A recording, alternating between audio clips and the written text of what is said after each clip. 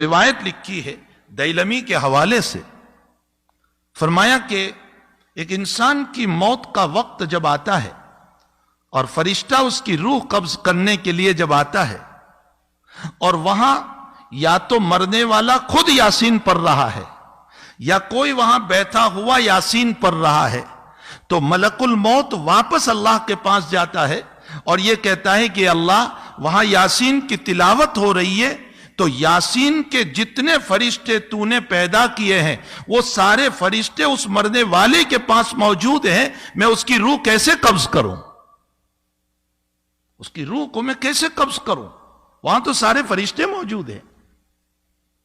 تو حدیث شریف میں جناب رسول اللہ صلی اللہ علیہ وسلم نے فرمایا کہ اللہ جنت کا داروغہ، جو جنت کے اندر اللہ تعالیٰ نے بنایا ہے سیکیورٹی گارڈ، اس کا نام رضوان ہے، یہ رضوان کو اللہ بھیجتا ہے اس مرنے والے کے پاس اور اس کو جنت کے نظائر بتاتا ہے کہ یہ تیرے لیے تیار ہے، یہ باغ ہے، یہ مکان ہے، یہ چیزیں اللہ نے تیار کر رکھی، اور اخیر میں وہ جملہ کہتا ہے اللہ تیرا منتظر ہے، چل جلدی تو۔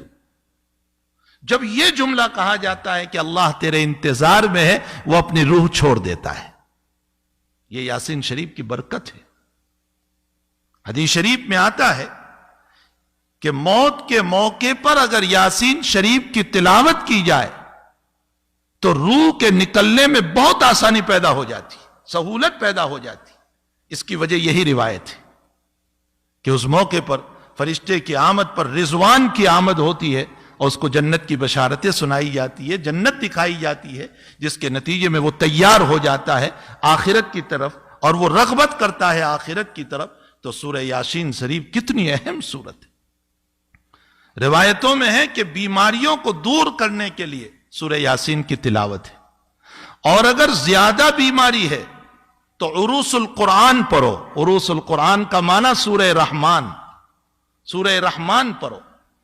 اور اگر لا علاج بیماری ہو گئی، ڈاکٹر نے منع کر دیا کینسر ہے اچھا نہیں ہوگا، ایڈس ہے اچھا نہیں ہوگا، فلاں بیماری ہے اچھی نہیں ہوگی، یہ وبا چل رہی ہے اور لنگس سارے ڈاؤن ہو چکے ہیں، اب یہ اچھا نہیں ہوگا، تو اللہ کے حبیب نے فرمایا سورہ تغابن پڑھو، اللہ لا علاج مرض کو اچھا کر دے گا۔ کتنی دیر لگتی ہے سورہ تغابن؟ 2 رکوع کی سورت ہے۔ یاسین شریف، سورہ رحمان، سورہ تغابن، ان سورتوں کے اندر اللہ نے کتنے فضائل رکھے۔ اور اگر الحمد شریف، اللہ اکبر، اللہ تعالیٰ قرآن کریم میں الحمد شریف کے باب میں یوں فرماتے ہیں کہ سبع المثانی والقرآن العظیم، فرمایا پورا قرآن اگر آپ کو دیکھنا ہو تو الحمد شریف ہے۔ اسی لیے روزانہ اہتمام کیا جائے الحمد شریف کے باب میں۔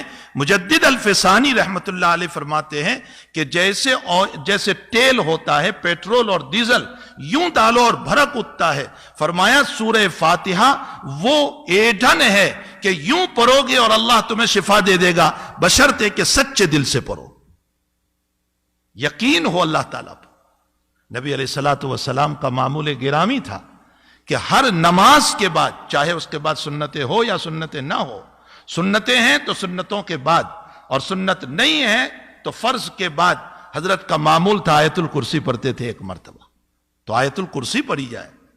سورہ ناس اور فلق کے باب میں لکھا ہے کہ جو انسان ہر نماز کے بعد سورہ ناس اور فلق کو پڑھے گا، اللہ حاسدین کے حسد سے، جناتوں کے شرارتوں سے، بد اخلاق انسانوں کی شرارتوں سے اللہ اس کی حفاظت کرے گا۔ یہ نہیں کہ شرارت دور ہوگی، شرارت تو ہوتی رہتی ہے، لیکن اللہ شرارتوں سے حفاظت کرے گا، اس کو یہ فیک نہیں ہونے دے گا۔